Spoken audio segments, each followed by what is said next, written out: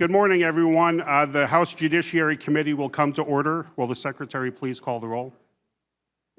Chairman Briggs, Here. Representatives Carroll, Designation. Donahue, Hanbidge, Designation. Hohenstein, Designation. Howard, Kenyatta, Kincaid, Mays, Designation. Miller, Designation. Pielli, Rabb, Sanchez, Schusterman. Designation. Chairman Kaufman, Here. Representatives Bonner, Borowitz, Ecker, Ham, Designation. Kale, Designation. Kerwin, Clunk, Kuzma, Designation. Ledbetter, Rigby, Shalaba. Mr. Chairman, a quorum is present. Thank you. Having a quorum, we will proceed with today's agenda. Based on some scheduling needs, I'm going to go a little bit out of order. The first bill I will be calling up is House Bill 1425. And then she took into the, so we finished the campaign. Okay. First bill I'm calling up is House Bill 1425 by Representatives McNeil, James, Schusterman, and myself as co-primes. I'm going to recognize Representative James for some brief comments on the bill. I believe I have some comments that I'm going to share from Rep. Chair McNeil, and then we'll go to Council for some explanation. Representative James, you're in order. Thank you, Mr. Chairman, Chairman Briggs, Chairman Kaufman, members of the committee, thank you.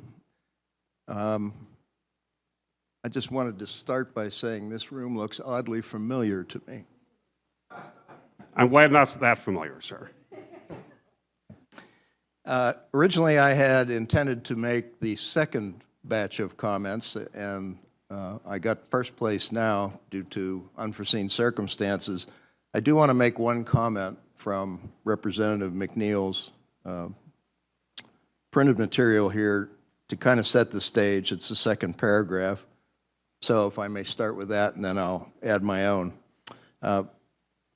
In Representative McNeil's copy, it says, with the vast and ever-growing market of Chinese-manufactured illicit nicotine vapor products in the Commonwealth, it is vital that we combat this growth and provide clear guidance for retailers that currently sell the products. And how we will do that, or how we hope to do that, is with a document called the Electronic Nicotine Delivery System, which is similar to Pennsylvania's widely effective tobacco product directory.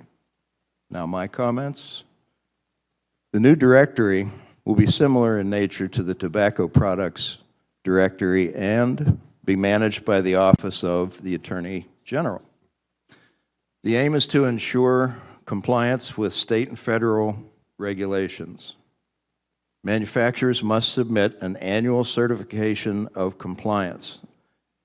Every sale of an electronic cigarette containing nicotine must be backed by a marketing granted order issued by the Federal Drug Administration, FDA. Retailers, wholesalers, distributors, or importers selling non-listed products will be fined $500 per product, rising to $1,500 per day for repeated violations.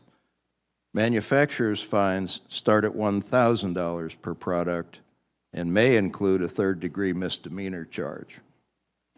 Retailers and wholesalers are subject to unannounced inspections.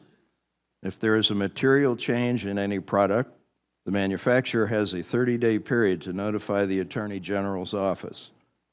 Certifications may be denied for several reasons. The most notable reason would be a conviction for underage sales. Non-listed products are considered contraband, subject to seizure and destruction. There are financial penalties for violations as well. No matter where you may stand personally on nicotine use, we believe that we are responsible for giving our children protection against the prospect of long-term addiction until they are mature enough to make that decision for themselves. So I'm here to ask for everyone's support for House Bill 1425 with your vote. Great. Thank you very much, Representative. Another of the co-primes is on teams. Representative Schusterman, if you'd like to provide any opening comments, or we can go to you. I would love to. Great. I really want to thank the chairman and one of the co-primes on this bill for bringing up this bill. I think it's a great first step to make sure that we're keeping our children safe. And it's a first step to making sure that consumers know what is in the products that they're inhaling. Thank you. Thank you, Representative. Council Vitale, please provide a summary on any other information on the House Bill 1425. Mr. Chairman, Representative James hit the main features of the bill. The bill takes effect in 60 days. The directive will be published by the Attorney General within 120 days of the effective date, and retailers will have an additional 120 days to clear their non-compliant inventory. There are no amendments. Thank you, Council. The question is, will the committee report the bill? Are there any comments from the members on the bill? Representative Ledbetter, you are in order on House Bill 1425. Thank you, Mr. Chairman. Thank you to Representative McNeil, Representative James, Representative Schusterman, and Chair Briggs for bringing this important piece of legislation to the floor. Not only in Pennsylvania, but across the United States, consumer consistency is something that the American people have come to expect. Whether you are a parent shopping for Gatorade or other hydration for your child, it doesn't matter what store you go to, you can be consistent and know with reliability that that product is the same, regardless of where it's purchased. In the same manner, across the Commonwealth, we see consistency throughout the CPG industry.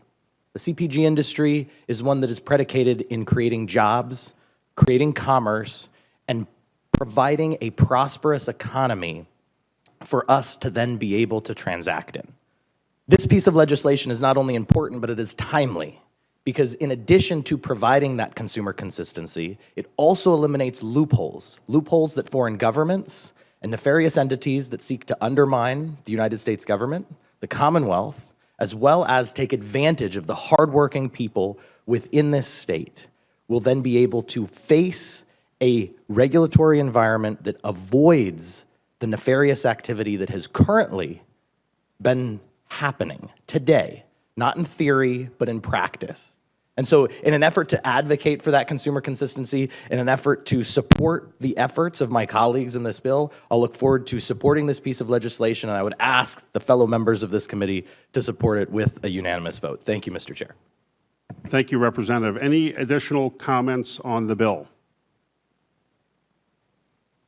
Seeing none, I just want to thank Representatives McNeil, James, and Schusterman for your really hard work on coming up with a bill that I think is a solid bill for Pennsylvanians. You worked with the industry, you worked with retailers, you worked with the Office of Attorney General, and you came up with something that I'm proud to support and will advocate for quick action on the floor.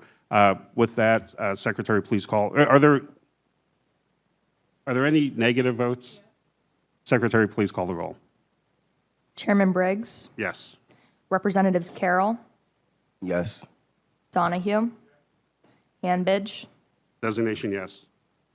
Hohenstein, Howard, Kenyatta, Kincaid, Mays, Designation, yes. Miller, Designation, yes. Yeli, Rab, Sanchez, Schusterman. Designation, yes. Chairman Kaufman, Yes.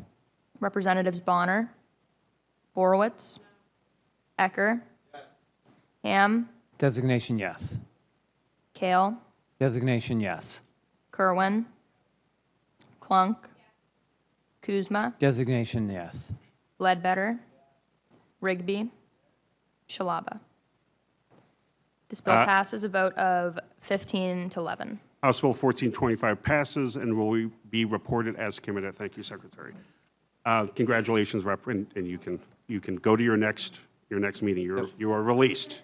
It's 1425. 1425. Yeah. Yep. 1425 will be reported as committed. Thank you for catching that. Yep. Next on the calendar is, I will be calling up House Bill 150 by Representative Krajewski. The chair recognizes Representative Krajewski for brief remarks. Once Representative is completed, we one will go negative vote. to Council Vitale for some additional comments. Representative Krajewski, you're in order. Yes. Good morning, members of the Judiciary Committee. I appreciate your time and consideration of House Bill 150. I want to thank my partner and co-prime sponsor, Representative Ecker, for his partnership in this legislation as well.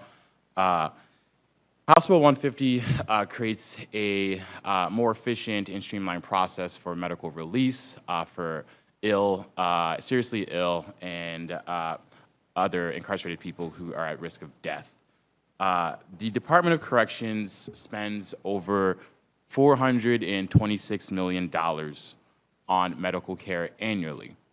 And 40.5 of that over $400 million is spent on medical care for incarcerated people who were at risk of death.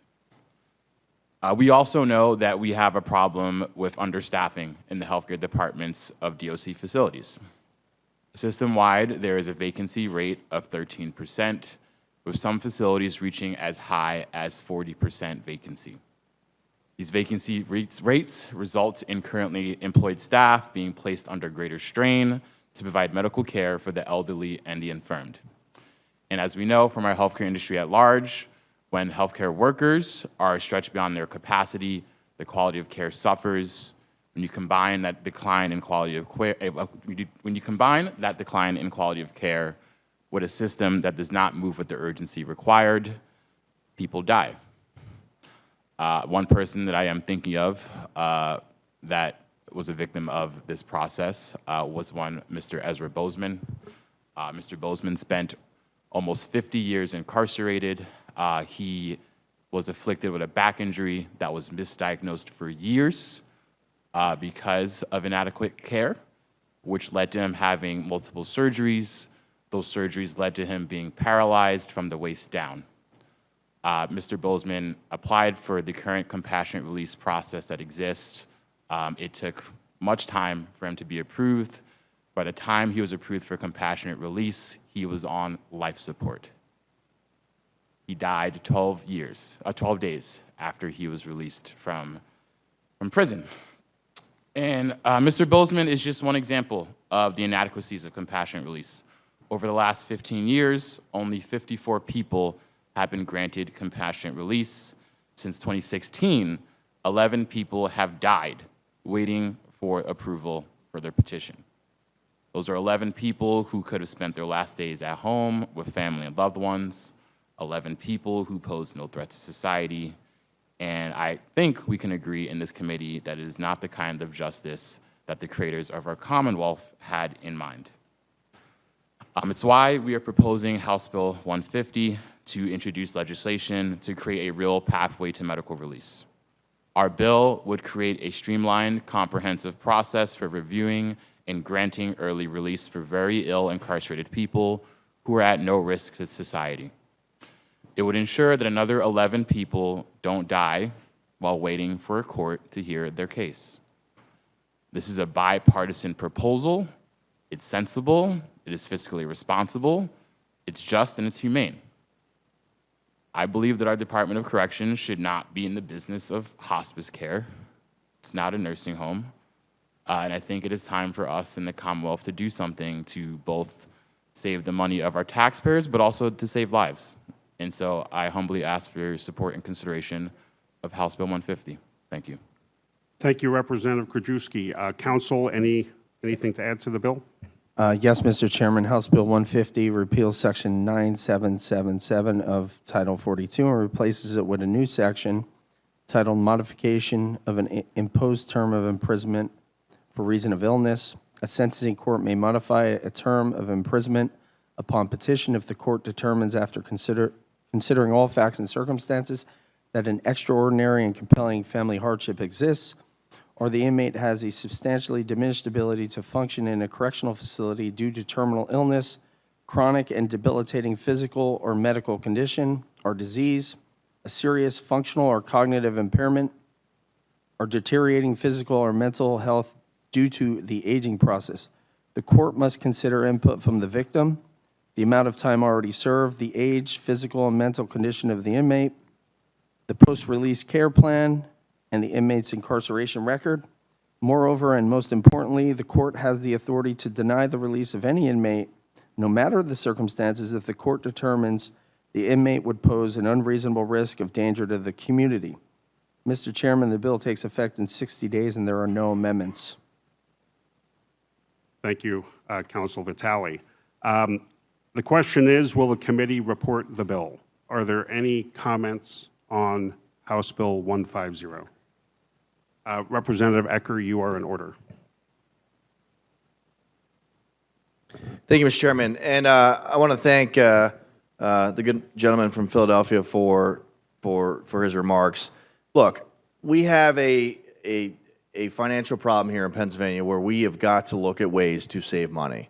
And the way I have approached this bill, and I should take a step back without discouraging some of my colleagues on their side, this was originally part of the Trump First Step Act of his first term. So this concept is a way to save money for corrections, to save money for our Commonwealth, one of our largest cost drivers, and it is what it is, but one of our, the top three are Education, Department of Human Services, and then Corrections is a close third. So we have got to find ways to save money for our Commonwealth so we can provide services for folks.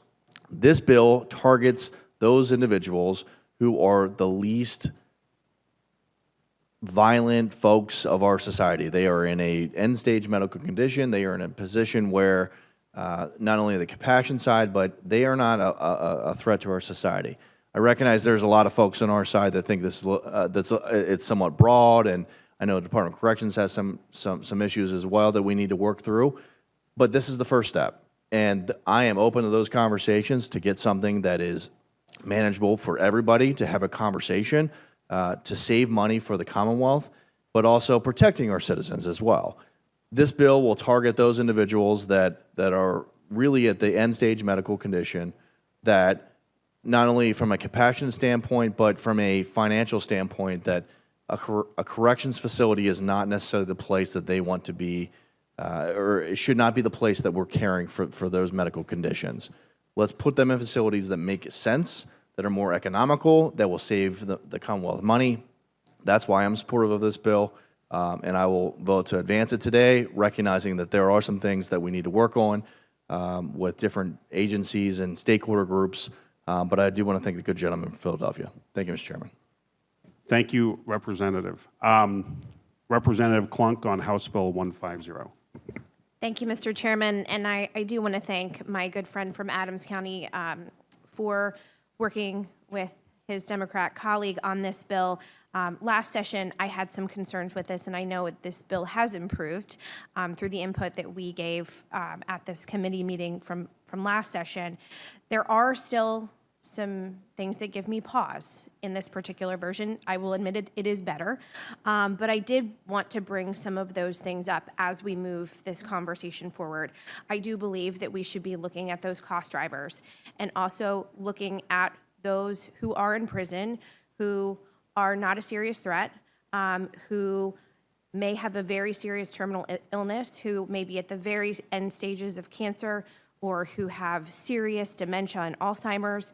Absolutely should be looking at those patients. When you look at the language on page 9, though, this is rather expansive in some ways, depending on how you read this and depending on how this will be interpreted. And I think this is where we need to take a serious look. So under the extraordinary and compelling family hardship warrants a modification. A hardship may include the following. There are some examples there, but getting under section 2, the inmate has a substantially diminished ability to function in a correctional facility due to, 1, a terminal illness, like an end-of-stage life cancer diagnosis. The second one, though, is what gives me a little bit more pause. It's a chronic and debilitating physical or medical condition or disease.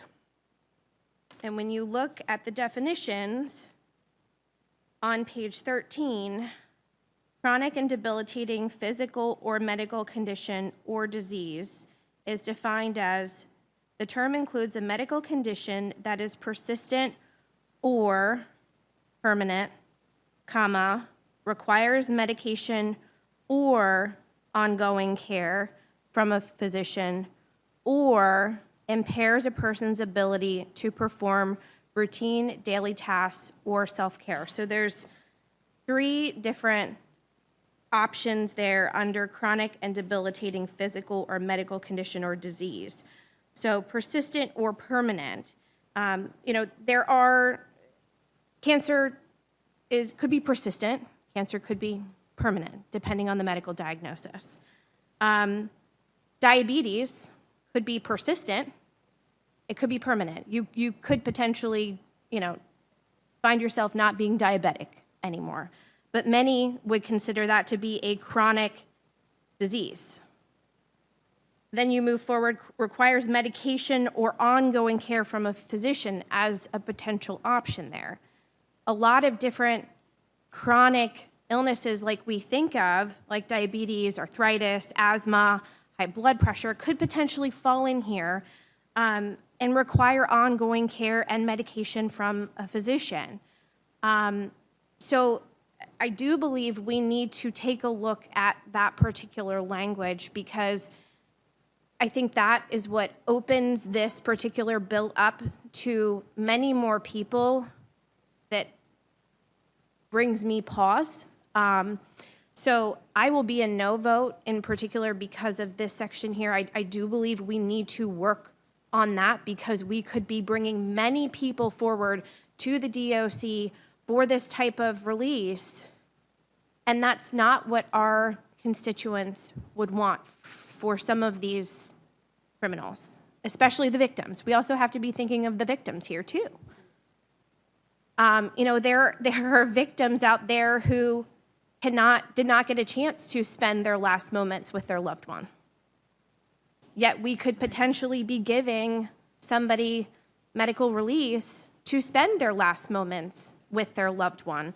And it could be potentially, depending on how this is written and interpreted by the board, for diabetes, arthritis, high blood pressure, depending on how the doctor presents the case, how it's presented to the board. So I do believe we need to take a look at this language. I brought this up before.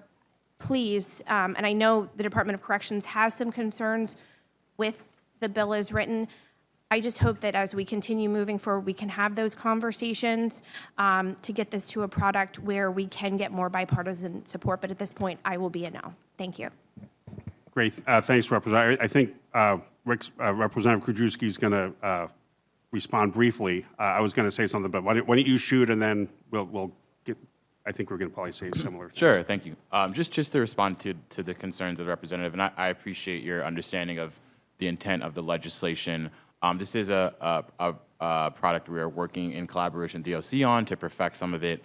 In regards to some of the conditions and the way the language is framed, we're striking a delicate balance around not being overly prescriptive, because if we were to list out every single comorbidity or complication that could be considered chronic or at risk of death, the bill would be hundreds of pages long. And so trying to be broad while also being specific in our language is the balance we're hoping to strike. I will say, we're working with the DOC to ensure that the process doesn't result in frivolous applications. The way it's built, the way the bill's written, does say that the court shall consider all of these conditions, and so the court does have the ability to use its own authority in terms of determining whether an applicant reaches that threshold around being at risk of death or having a chronic illness. So I do believe the language is written in a way where it is broad to not be too prescriptive while also allowing the courts to have agency in making those decisions.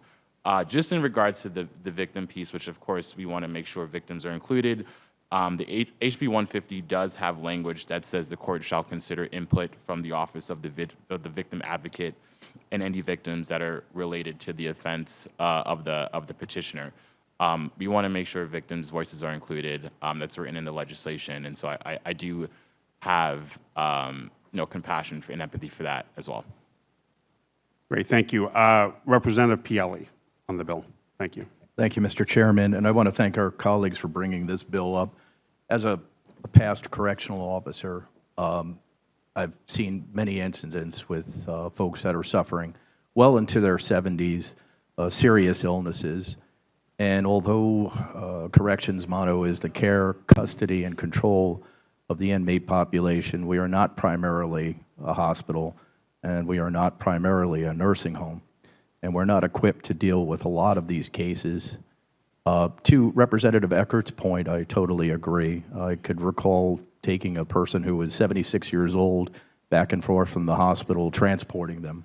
It was great duty. I got to watch the Phillies games, and we had food and everything. But the point is they were paying me overtime. They were paying a lot more money than they normally would. And there's many, many cases regarding this, because one of the things that we do have to do is care for the inmates. And if that means we have to take them to the hospitals, we have to do so. And that is a tremendous cost. But there's also a moral issue and a sensical approach to this. This individual, like many others, well into his 70s, not a violent criminal. This is not the right place for him. It's not the right place to be for many folks in the same category. So I think when we talk about the what-ifs in this bill, I think what's important is we have to get this on the board. And they're going to take this by a case-by-case basis. And I think it's a good first step in the right direction. And I commend the authors of this bill, and I will be voting yes. Thank you very much. Thank you, Representative Pielli. Representative Rabb on House Bill 150.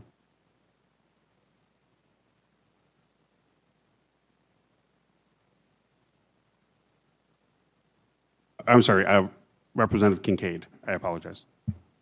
This is the difficulty of sending messages through colleagues. I also think that this is a really important and incredibly pertinent bill right now.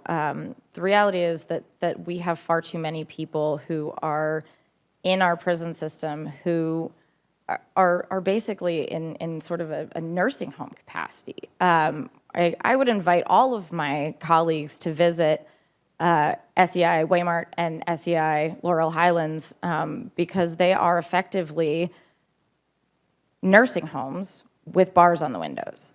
And if you talk to the staff that are there, by and large, they don't believe that these people should continue to be incarcerated because they pose no threat to the community, and they are people who are incredibly sick.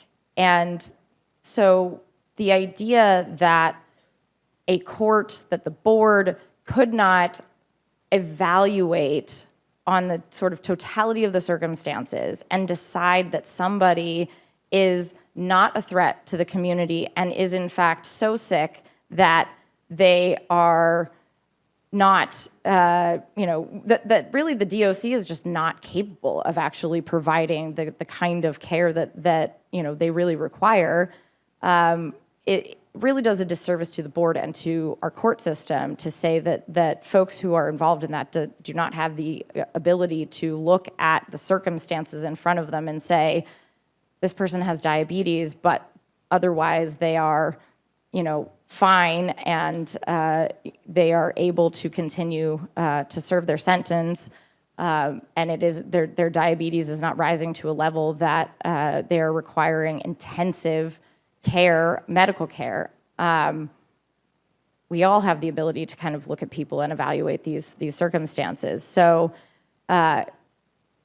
we need to be looking at how we can cut costs in a way that still keeps our communities safe and releasing individuals who are medically fragile and pose no threat to the community is a huge way to cut down the costs that DOC takes in our budget every year, and especially as we are looking at trying to tighten the belt this year, this is something that we need to be talking about seriously. We have to make sensible decisions about how we are spending our money, and keeping people in prison who pose no threat to society and who in fact cost exponentially more money than others is not a good use of our funds and is not actually in service of either justice or public safety. Thank you, Mr. Chairman. Thank you, Representative. Chairman Kaufman for some closing remarks. Thank you, Mr. Chairman. I do believe there is a room. We've had discussion on this issue over the last several sessions, and I do believe there is room for compassionate release. I think that is important, compassion for the incarcerated, but also compassion for the victims and their families. I also do believe that costs need to be part of that equation in savings for the Commonwealth and its taxpayers. But there absolutely need to be some greater guardrails in this legislation. I have serious concerns. Representative Klunk raised some of them, and I believe there is room for a bipartisan bill that will make it to the end, but this is not the product, and I don't believe rushing it through Judiciary without a fine-tuned bill is the way to do it, and so today I'll be voting no. Thank you, Chairman. I just want to applaud Representative Krajewski and Ecker for tackling this important issue. I was good with the last session's bill that we moved through committee. You all have done a targeted approach and tried to address issues. You will have, I know, an open door to having conversations to make ongoing improvements to the bill. The information the members will also be tackling a bill regarding geriatric parole when that is introduced. So some of the issues in the last session bill is being separated from the medical compassionate bill, but I think it's a good, necessary bill.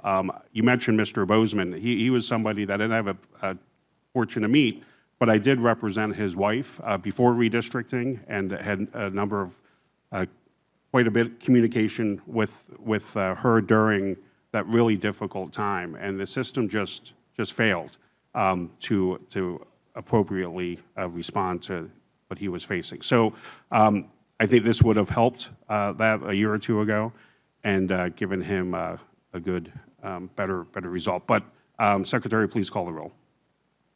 Thank you, and please allow me to correct myself for the record. On House Bill 1425, I misspoke. That bill passed a vote of 25-1. Thank you for your patience. And now the roll for House Bill 150. Chairman Briggs? Yes. Representatives Carroll? Yes. Donahue? Yes. Hanbidge? Designation, yes. Hohenstein? Howard? Yes. Kenyatta? Yes. Kincaid? Mays? Designation, yes. Miller? Designation, yes. Yeli? Rab? Sanchez? Yes. Schusterman? Designation, yes. Chairman Kaufman? No. Representatives Bonner? Orowitz? Ecker? Yes. Ham? Designation no. Kale? Designation no. Kerwin? Klunk? Kuzma? Designation no. Ledbetter? Rigby? Shalaba. This bill passes a vote of 15-11. Thank you, Secretary. House Bill 150 passes and will report it as committee. Congratulations, members. Next on the agenda, the chair calls up House Bill 529. Okay. Just going to go at these for 1 second. Thank you. House Bill 526 by Representative O'Mara. She's doing some childcare duties at the time being. The chair recognizes Representative O'Mara for remarks. At that time, when she's completed, Council Vitale will provide some detailed information. Representative O'Mara, you are in order. Thanks for joining us. Thank you, Chairman Briggs and Chairman Kaufman, for calling up House Bill 526 today for a vote. I had pre-planned to have my daughter here today. I promise it just turned into a coincidence. But this legislation is changing the Freedom to Breastfeed Act by explicitly adding milk expression or pumping as a definition when providing women with freedom to breastfeed in public. This bill came about because not too long ago, as you can tell, I was a new mom, and being able to provide breast milk for my daughter was, pumping was critical to that. And I found myself hiding in my car more than I would like to when I was out at events or traveling for work, because I didn't feel comfortable, and I knew it wasn't explicitly stated in the Freedom to Breastfeed Act to pump in public. I also was a part of a network of moms, thanks to social media. It's easy to do that. And I heard from so many moms who were having trouble with accessing pumping while at work or traveling or just out about their daily lives. And so I started looking into the Freedom to Breastfeed Act. I met with stakeholders, and I also talked to the former sponsor of the Freedom to Breastfeed Act, former Rep. And Senator Connie Williams, and learned that back when they first passed this legislation, they also wanted to include a private right of action. Because right now, if you are discriminated against when breastfeeding or hopefully soon pumping, there's really not anything that you can do besides remind folks of the law, potentially send a firmly worded letter, but there is no means for anyone to address that discrimination. And so this bill is doing two things. It is adding the definition of milk expression and creating a private right of action for any mom who is discriminated against when they are breastfeeding or pumping.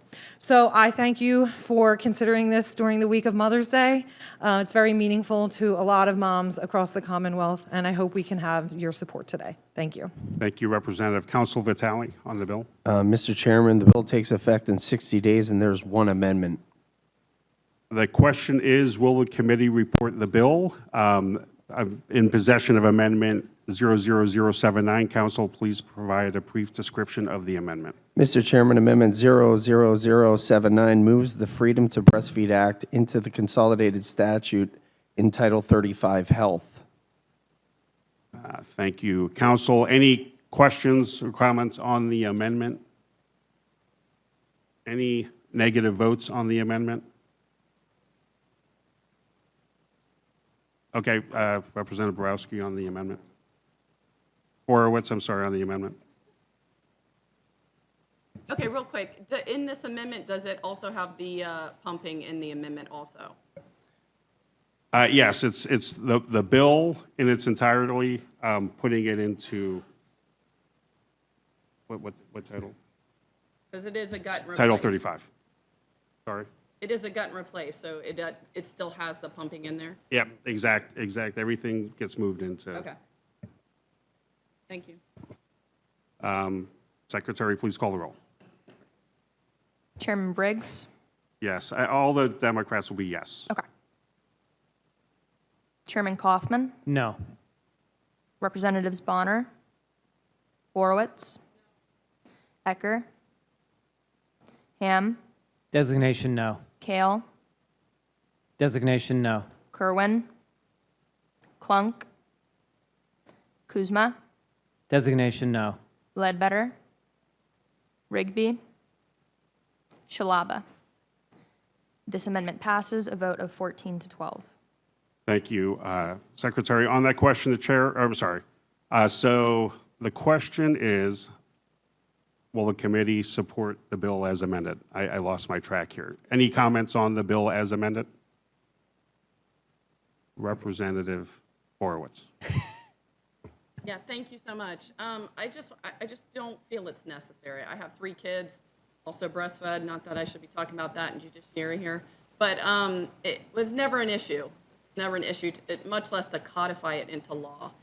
So, and then to be able to sue, I think the violation's $1,000, what is it? What is the violation, $1,000? Yeah, I've never even met a mother, and I'm obviously have a lot of friends, all of my friends that are mothers. We've never run into this issue, right? People are accommodating for us, and I've never had an issue of this, much less than have a $1,000 fine for not allowing it. I just, not necessary. Thank you, Representative. Representative Clunk on the bill as amended. Thank you, Mr. Chair. And as someone who has had, woman who's had 2 children and actually breastfed in this very room, my children, and breastfed my daughters on our House floor under 2 wonderfully accommodating Republican speakers, Speaker Turzai and Speaker Cutler. I can tell you, in this space, we had people who were very accommodating of me as a breastfeeding mother. In looking at this, I do appreciate the maker adding the definition for pumping, because I can't tell you how many times I've pumped in this building, too many times to probably count. I've pumped all over the country. I've pumped in trains, planes, automobiles. I've pumped in various different locations. I have never breastfed my child nor pumped and felt like I couldn't do it there. Never felt like I didn't have access. So that's just my own personal experience. In talking with our business community, I know they have some concerns with the language and have asked for a pause on this bill so we could at least have some discussions on it. So at this point, I will be voting no, because I do believe we need to hear from all of those entities to understand the impacts on this, to see if there is language that could be better tightened up with their input, so that we can find a product that we can protect our mothers, our babies, but also all of the entities that could be impacted by passing legislation like this. So at this point, I will be a no, but I do appreciate the maker and what you are trying to do. Thank you. Thank you, Representative. Representative O'Mara, I think, would like to do some closing remarks. Are there any other comments or questions before we start closing? Representative O'Mara. Thank you. I just wanted to first recognize that I've also heard from stakeholders just within the last week or day, despite the fact that Judiciary sent this bill out for feedback at least 5 weeks ago. I have it in writing. So I would encourage stakeholders to be more responsive, but also I'm definitely open to discussion, as this is only moving it out of committee. And I have let those stakeholders know that we are open to potential amendments before it's final on the floor. I also just want to point out that in more ways than just breastfeeding, we're very privileged in the building that we work in the job that we have. It doesn't deny the very real experiences that I have heard from people I know and also constituents who have reached out to me when this legislation was first introduced. I've even had lobbyists come to me because they're pumping right now. And while we are in session, there are the public space that's available to all breastfeeding mothers is the ladies' lounge right now, but that's only on non-session days.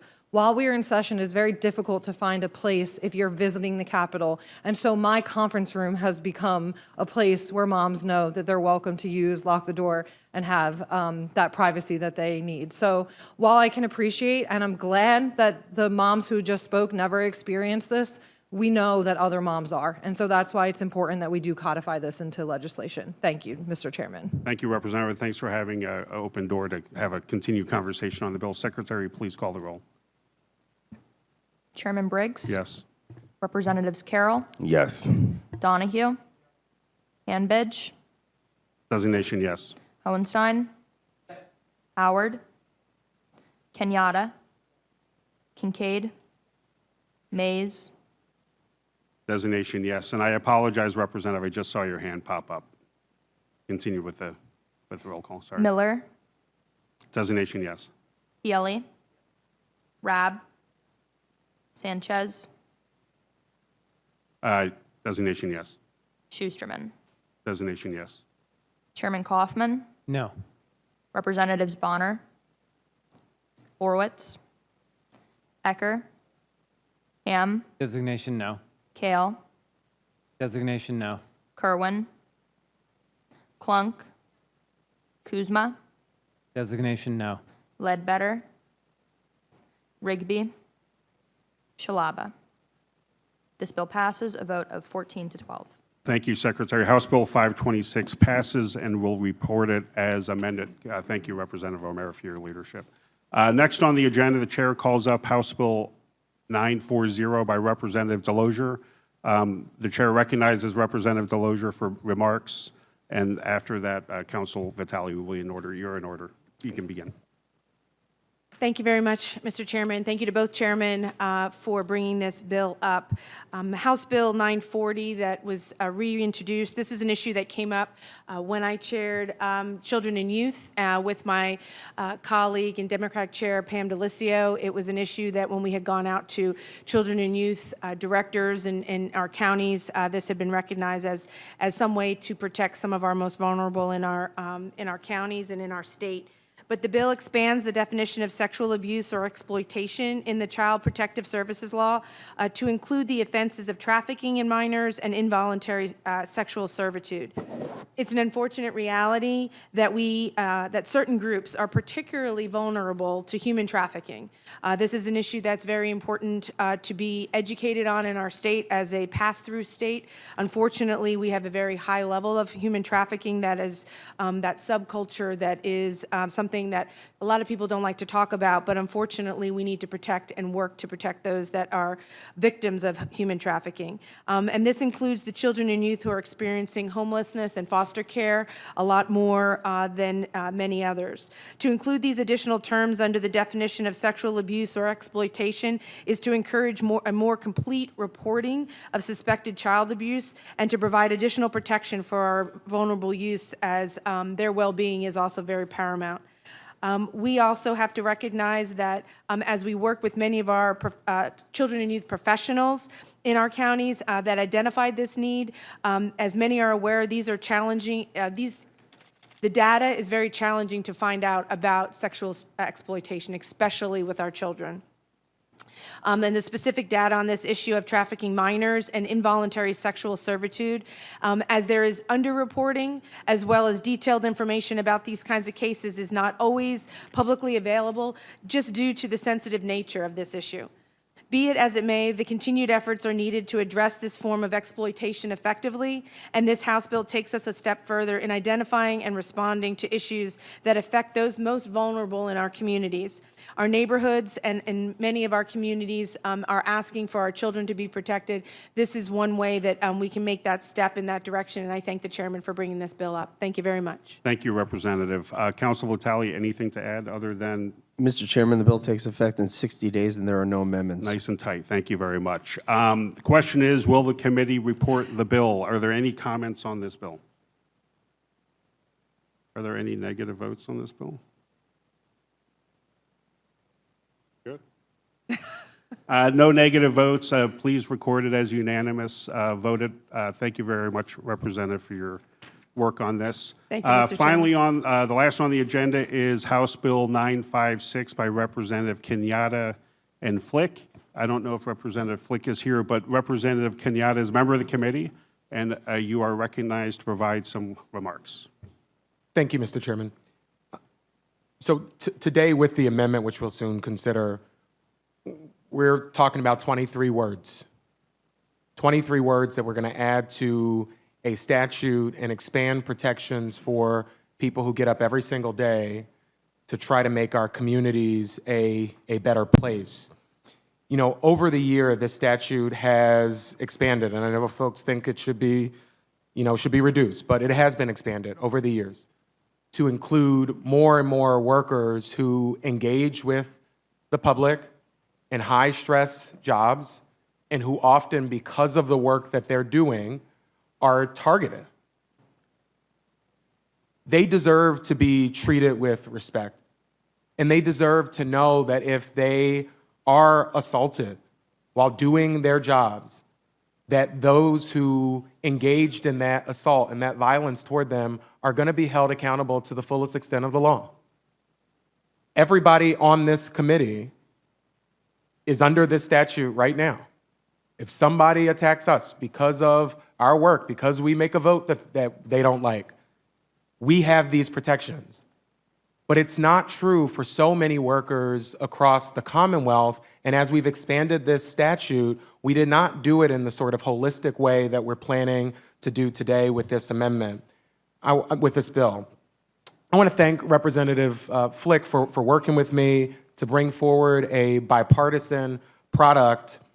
And I want to thank some of the folks who have come out in support of this legislation, including Pennsylvania Municipal Authorities Association, which is in the room with us, and also including some municipal workers themselves who are in the room with us. But I want to read something from the letter that the authorities submitted that I think is really important and underscores what I said. And they write in their letter that in carrying out their duties, the workers they represent in over 700 municipal authorities across the Commonwealth frequently interact with the public in high-stress or emotionally charged situations, such as service terminations or emergency responses. And unfortunately, these daily interactions, while routine, can sometimes escalate into confrontational or even violent encounters. When we had a press conference about this bill and the introduction of it, we heard from some of these workers, including a crossing guard, who is a crossing guard because she loves kids, and this is her way of giving back. And in performance of her duties, she was assaulted by 3 people, kicked, punched, dragged off the bus that she tried to run into safety while she was trying to keep another young person safe. When you are assaulted in that way because of your job, people ought to be held accountable to that. But I recognize that this bill can't be the end of the conversation about public safety. And I want to thank some of my colleagues for the conversations that we've had offline about it. And I particularly want to thank the gentleman from Philadelphia's 177th District who has legislation that will provide grants to make sure that we are further looking at this issue from a prevention perspective as well. I'm supportive of that, and I hope to see the committee bring that up right now. But no matter where you stand on this bill, the reality is this: these protections exist. This statute exists. We just aren't including everybody. And we have an opportunity right now to include all of our workers and to say that all of our workers should be treated with dignity, decency, and respect. And when they are targeted, to know that the Commonwealth and folks who engage in law enforcement are going to have their backs. And so I will stop there and thank the committee for consideration. Thank you, Representative Kenyatta. Council, anything to add? Mr. Chairman, House Bill 956 adds employees of any county, city, borough, town, township, home rule municipality, optional plan municipality, or optional charter municipality to a list of enumerated persons in the aggravated assault statute. The bill takes effect in 60 days, and there's one amendment. Thank you, Council. The question is, will the committee report the bill? The chair is in possession of Amendment 00278. Council, please provide a brief description of the amendment. Mr. Chairman, Amendment 00278 by Representative Sanchez adds municipal authorities to the bill. Thank you, Council. Will the committee agree to the amendment? Are there any comments or questions on the amendment? Could we have a roll call on the amendment, please? Oh, I'm sorry. Chairman Kaufman. Yes, I think I heard and this is literally a question I have no idea the answer to. Are school employees included in this bill, and is it in the amendment or the bill?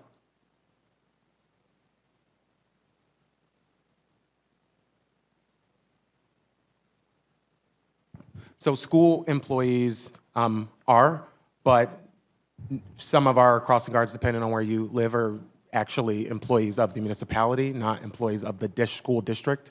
And so they're in this weird lane where we might have intended to include them and we didn't. And that's the purpose of this, to be holistic in our approach. Okay. Thank you. On the bill, Mr. Chairman.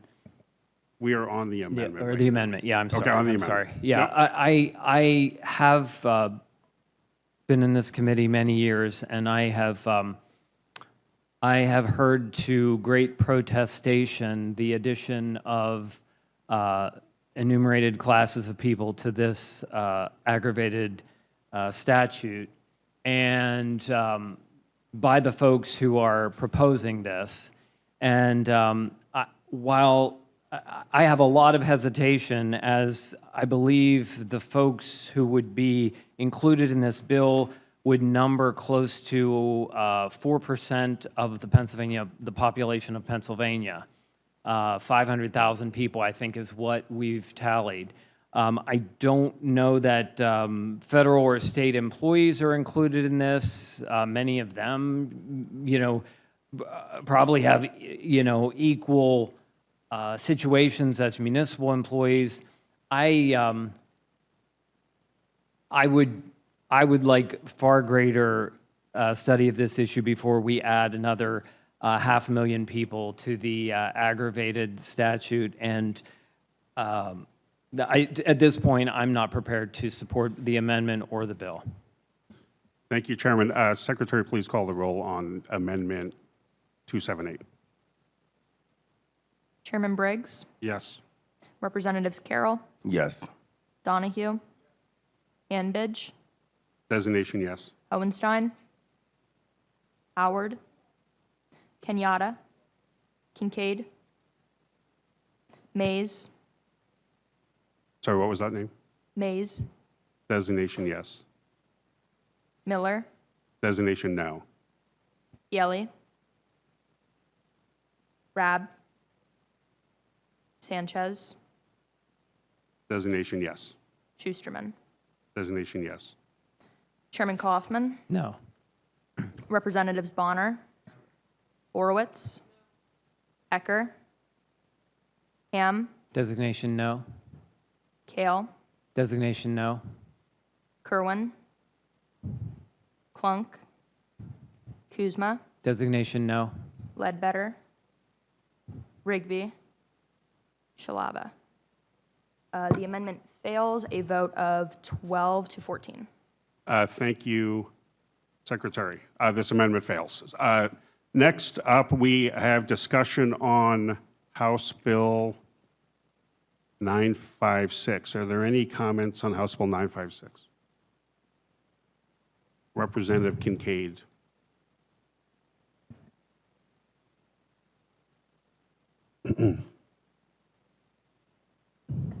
Thank you, Mr. Chairman. And I want to thank the maker of the bill for this legislation. I think that the reality is that we need to be doing more to protect all of our workers from being assaulted for merely doing their job.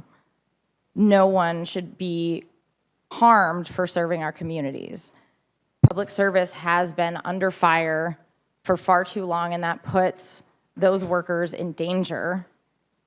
But we have more work to do to ensure their safety. And my concerns with this bill really come down to presenting this as something that will protect our workers. And we know that sentencing enhancements don't provide protection. They do provide an ability to hold individuals to a higher accountability after an assault has occurred, but they don't deter people from actually assaulting our workers. And we need to be focused on the prevention of those harms more than the punishment after the fact. I want our workers to be safe in their jobs and not to merely have the ability to punish them afterwards. I want people to stop doing this to all of our workers. I think we also need to talk about the fact that Title 18, Section 2702, that we would include these workers in, has no provision for the intent to target a person enumerated in triggering an aggravated assault other than school employees.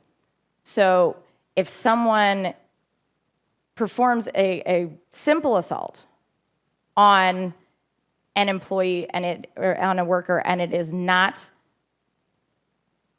because of their job, despite the fact that they may be actively in their role, it triggers an aggravated assault.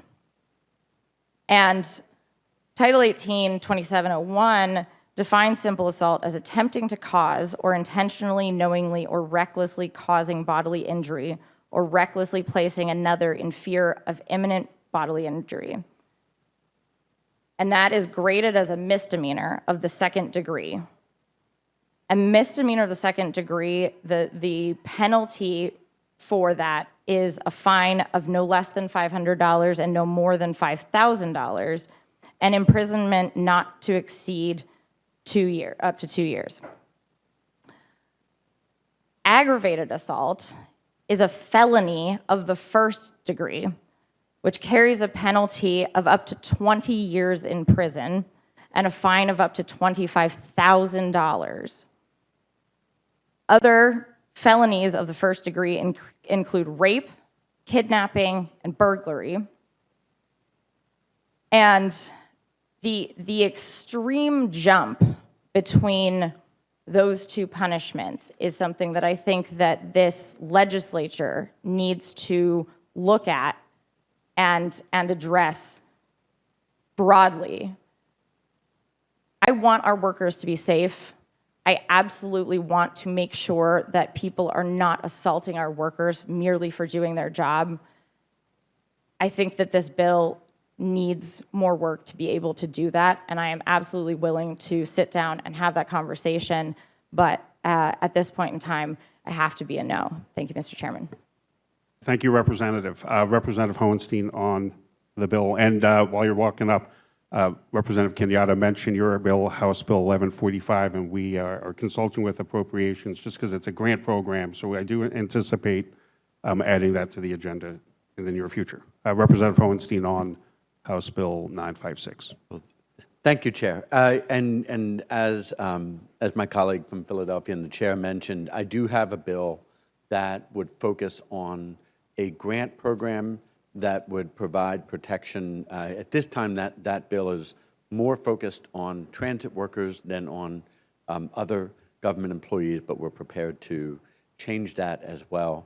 That reflects my basic belief that when we talk about safety, when we talk about public safety, an ounce of prevention is worth more than a pound of cure.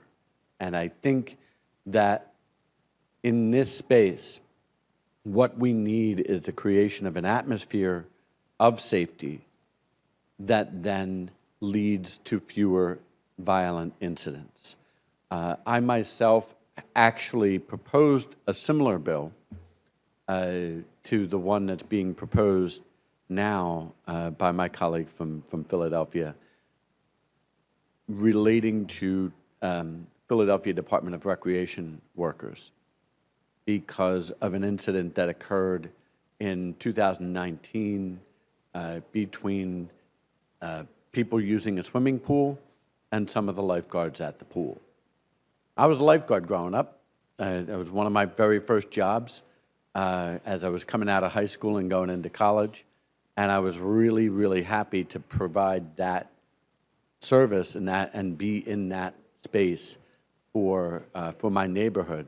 And I recognize that if the young people, and it is mostly young people who serve in that role, are going to continue to do it, that they need to feel protected.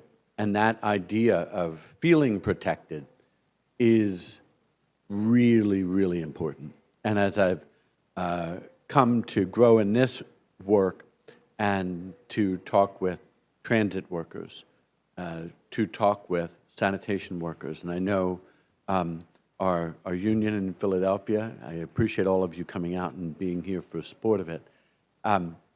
This is important because this is a message to you that you matter, that your safety matters, and that we are prepared to do something about it. With all that said, I have, in my work, begun to move away from things like this bill that do enhance penalties, because I see collateral consequences coming out of these more expanded prosecutions that happen for what in the end are relatively minor events, because what we're talking about is something that would otherwise be a simple assault with a certain level of harm that normally would not rise to the level of an aggravated assault, except for the identity of the victim. And in my judgment, I think we need to be very, very careful. I will be a yes vote on this bill because I recognize the intent and I recognize the desire of the maker of the bill and also of the folks who are pursuing it for the recognition of the danger that we're placing our government employees into.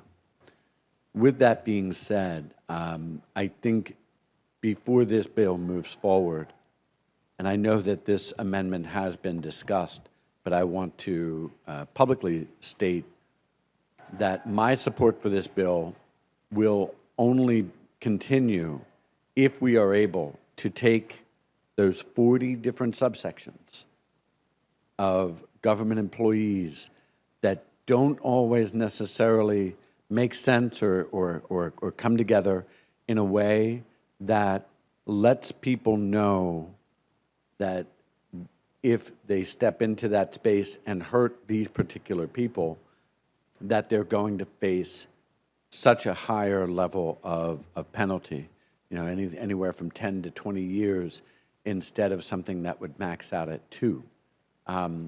So, you know, when we think about that, we have to think about, is this worth an extra 10 to 18 years worth of somebody's life when they make these types of mistakes and these types of assaults?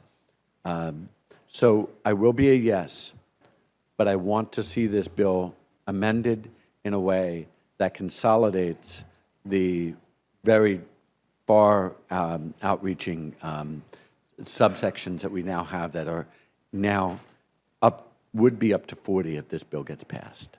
So thank you, Chair, and I appreciate the time. Thank you, Representative. We have asked for a little bit of flexibility with time the House convened, but the Speaker is granting us a little bit of flexibility. Representative Rabb and then Representative Carroll.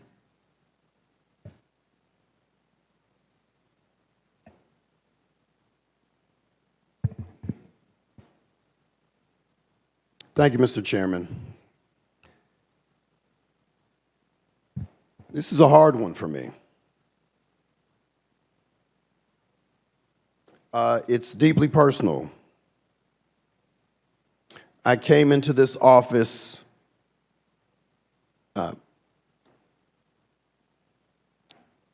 having experienced a very violent incident. It's 2 days before I won my primary in 2016. And for the first time in my life, I got a sense of what it felt like to be in the public eye and to be someone who would become a public servant without the benefit of privacy or the type of protections a lot of people take for granted.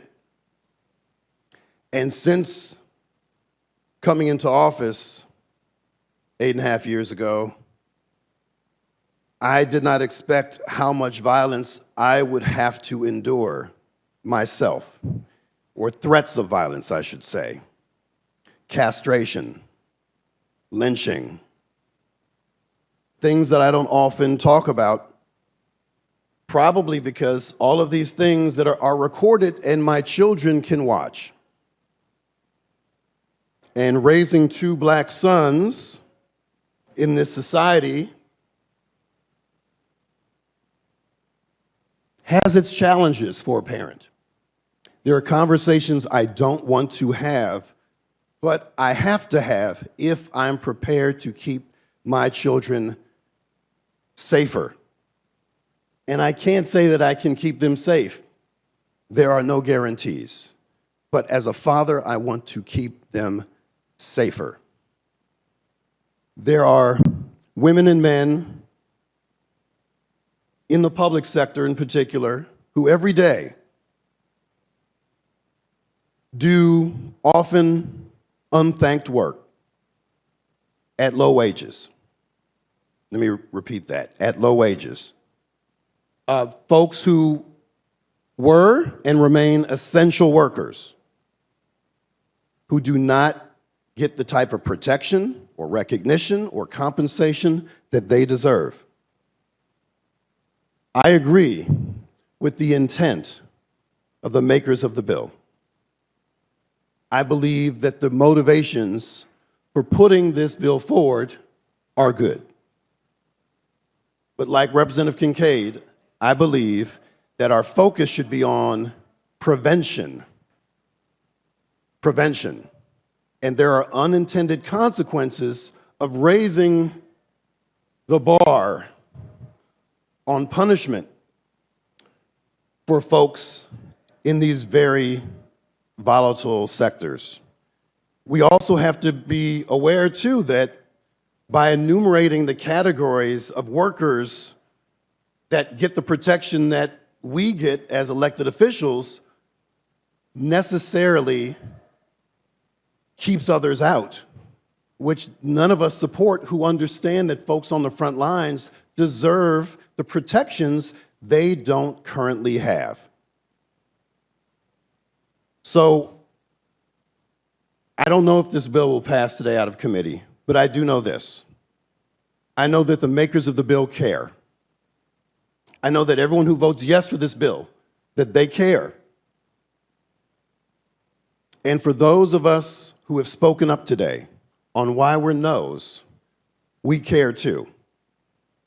The question is, where do we go from here? And my hope, and I have a fair amount of confidence because I've spoken with Representative Kenyatta, who I know in his heart is dedicated to doing at least this and has said so publicly, that we want to find a way to make it even more meaningful and stronger to provide the protections that public sector workers deserve, that you need the resources and all of those things. And that is my pledge today. We have bills that move in that right direction, but we also have the intent and the substance and the will to make these types of protections real and also address the roots of these problems. Thank you, Mr. Speaker. Thank you, Mr. Chairman. Thank you, Representative Rabb, for your thoughtful comments. Representative Carroll on House Bill 956. Yes, thank you. First, I want to thank the chairman, and I want to thank the committee for bringing this up for a vote. I want to thank my other colleagues who spoke on this issue, and I want to offer another perspective to this bill. Per se, I'll say that some folks have lived in a privileged way where maybe they've never been inside of a county assistance office. I represent a district where I have the third highest unemployment rate inside of the state. And many people who are my neighbors enter a county assistance office on a regular. Before my district was redrawn in October of 2021, over in Logan section of Philadelphia, where I'm from, there was a gentleman by the name of Nasir Day who was murdered by a person who entered a county assistant office who simply showed up to work that day to do his job, but he was shot to death that day. When I think about everyone who's in this room that's not a member of this body, you all went through a metal detector today. When you go inside of a county assistance office, that's not the reality in Philadelphia. Also, the workers who work in these county assistance offices are not behind plexiglass. Anytime I've gone to get a death certificate, a birth certificate, a social security card, I've had to go through a metal detector, and also I've talked to workers behind a plexiglass. Right now, that's not the reality of members that I've talked to from DC 33. And the reality is that as a member of this body, I'm protected. I believe that essential workers who make sure that working class families have the benefits that's rightfully deserved to them to get them through hardships, they deserve to be protected too.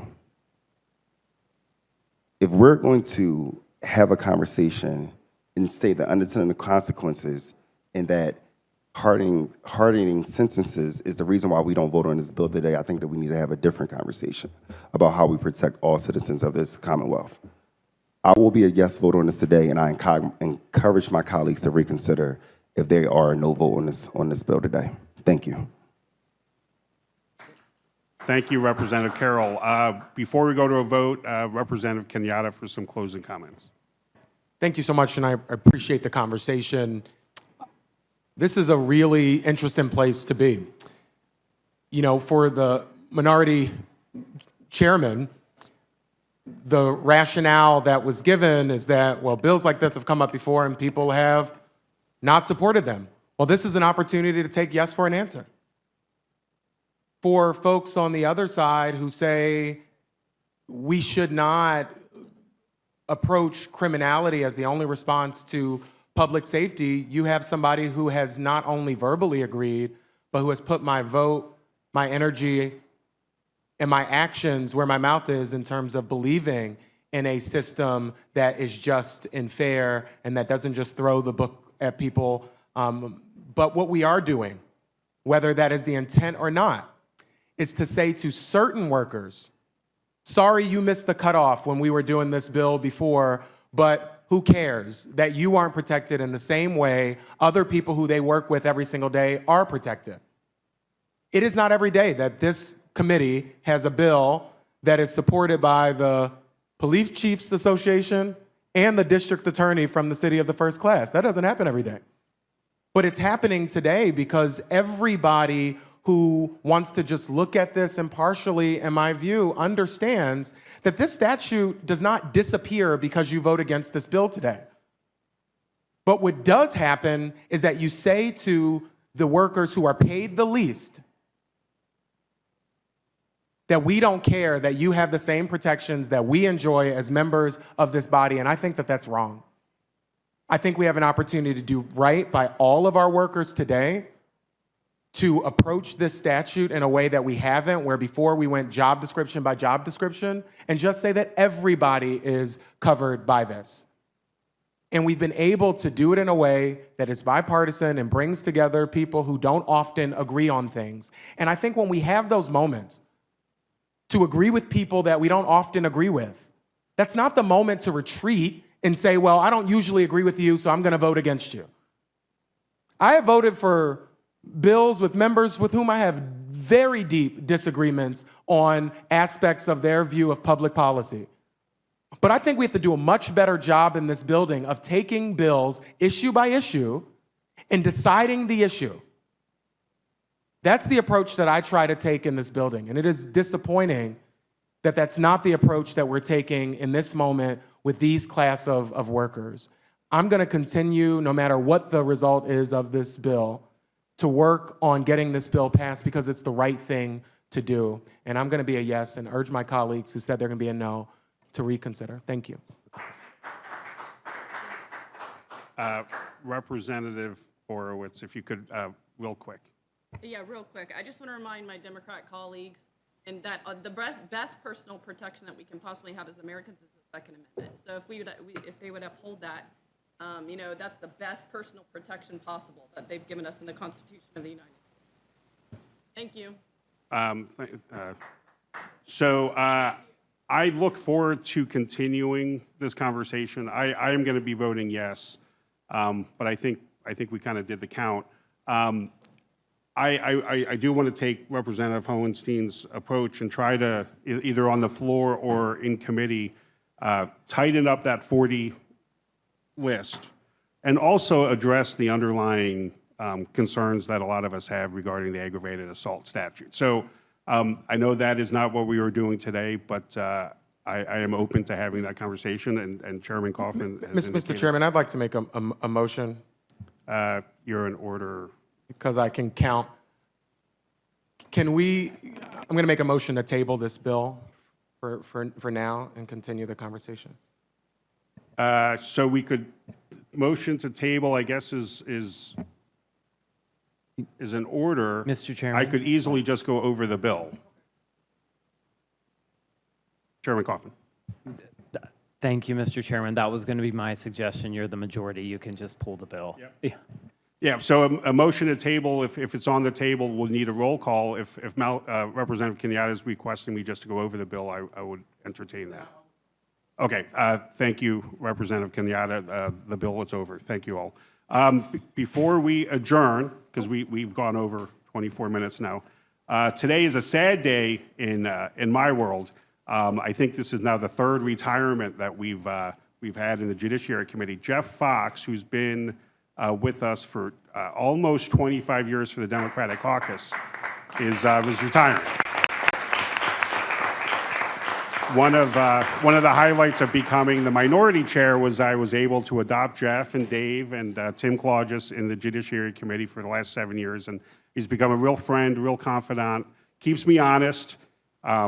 He's got a good sense of humor and definitely loyal and committed to the caucus and to doing the work of the committee. So I want to wish you luck, and I think I'm forgetting something else. Congratulations, Jeff.